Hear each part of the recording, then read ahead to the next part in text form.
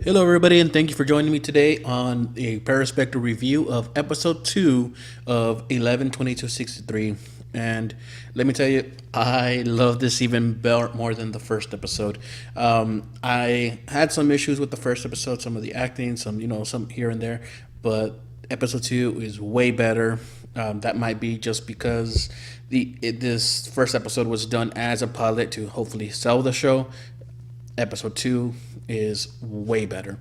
There is nothing that could have done better other than keeping Derry in the show. But you know what? I will no longer compare it to the book. Like I said, I was not going to compare it to the book. This It's going to make some changes, and some people are not going to like it. But I mean, you can't. There's no way you're going to satisfy everybody. Some people are already liking the show better because of episode 2. I see it on the Facebook Stephen King group that I'm in.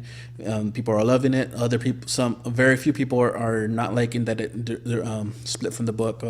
But let's get into episode 2.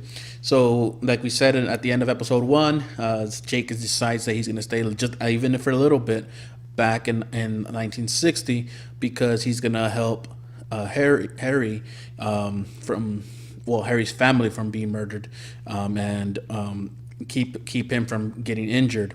So he goes to Holden, Kentucky, where he's able to incorporate or get into the town. Not everybody's really taking him in. He finds a place to stay, rather cheap, which is actually gets me to think of how cheap things were back then. Of course, that probably wasn't cheap back then. Um, I do like Josh Duhamel as Frank. He did an amazing job on playing him. I like Bill Turkett. Jake comes in and automatically looks for Frank, and I mean his story is not really um, all that great because once they start pressing for information, he doesn't know how to lie. He doesn't know what to say, so he should have thought about his lie a little bit more. But we see the slaughterhouse scene, and the slaughterhouse scene is amazing. It is creepy. My wife and our friend who was over watching the episode really liked it. They were creeped out about the slaughterhouse, especially how it ends up. I like the way Al's still appearing in the show, and he actually does talk about the part that I had said that they had left out in the first episode, where he tried to save this girl from being crippled, and how the past stopped him by getting a flat tire, the tree on the road, and so forth. And it's a lot less drastic of what's happening to Jake, but I can take that into account as far as Al was trying to save a local girl from being crippled, who was not gonna affect the future as much because she was still alive in the future. Whereas Jake is trying to stop the assassination of John F. Kennedy, which will have bigger ramifications in the future. So Death has to step up his game and try to stop Jake from making any alterations. And we actually see this happening to him when he wakes up in the morning, and the morning of Halloween, and he is getting sick, and he pretty much gets the idea that time actually gave Al cancer to stop him from completing his mission. Going back to Frank, and I love their scenes together.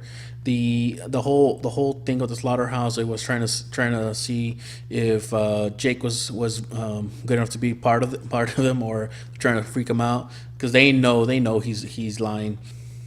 We get a look at the very beginning of the episode of Harry, who as a kid is being bullied by older kids, and this is something that we can go back to. It happens it happens in Stand by Me, in Dreamcatcher, and I think this scene is a lot more like Dreamcatcher. They take off his short or his pants and throw it in the river, where Harry is actually has the slight foresight of having a extra pair of shorts at the local pharmacy or soda shop, And even I guess it's happened plenty of times that he just he has him stocked up there, and he actually sees Jake there, and Jake just happens to be there.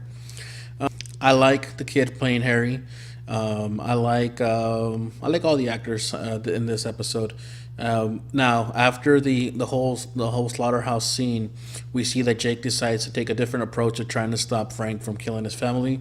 He goes to the Dunning's residence and gives a vacation, Halloween vacation, Doris and to the family to get them out of the city to keep Frank from killing them.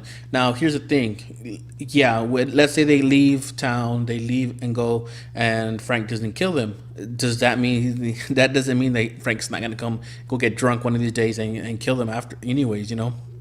So it's a good thing that Frank actually confronts Jake, because he actually thinks that Jake is trying to sleep with Doris, and where Jake actually says, yes, that's me. He's trying to save face here, and he actually goes and decides he's gonna have to just take it into his own hands and wait for Frank to go on his killing spree, and he's actually interrupted as the by Bill Turkett, who we later find out is there to also keep tabs on Frank. I don't know if he was going to kill him or not, but he was keeping tabs on him because Frank had killed Bill's sister when Bill was a kid. We don't know what he was going to do, and I'm glad that he actually lives. And this is one thing that I'll bring from the book. Bill is a lot older in the book, and he dies in the book. So I'm glad that he actually lives, and he's actually going to be more of a companion, a sidekick to Jake in the future, in the scenes that come for episode 3, the previews. We see that Bill accompanies Jake to Dallas, and he's going to be helping him out, which is good. It helps. It's a lot for Jake to do in 2 years, and so the big scene that we're getting flashbacks from episode 1 to the Frank coming in and with the hammer, and actually Jake is not aware that this is already taking place, because he's been distracted by Bill, and he hears Doris's screams. He has to go in, and there is Frank, and just going crazy with the hammer, and we see Doris with the bone sticking out of her arm, and the good thing is that none of the kids are killed. He's able to survive. He's able to keep them alive. He's able to get Doris out of there by shooting Frank, and they later go ahead and get into a fight where this is where Bill comes in and actually sees that Jake is strangling Frank, and he leaves after Frank is dead. Bill leaves, and I guess he's waiting for him outside at the house, because we see Bill has actually found something of Jake's. He has the paper where he's showing that he knows that JFK is going to die. So this is where the whole companion plays. He tells him what's going on in the future. In the next episodes, we're going to go ahead and see the how Bill's going to help him out. Very quick review, and I just want to say I love it. I love the episode.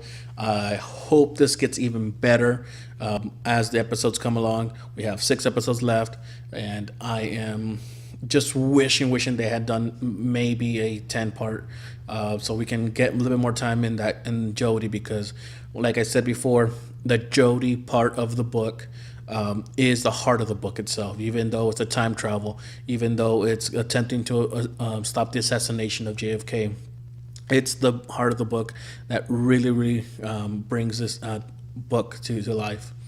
So yeah, what do you guys think is going to happen or what are your predictions for the rest of the series? What are you guys rating it? I will tell you, I am rating this a 9.0 out of 10.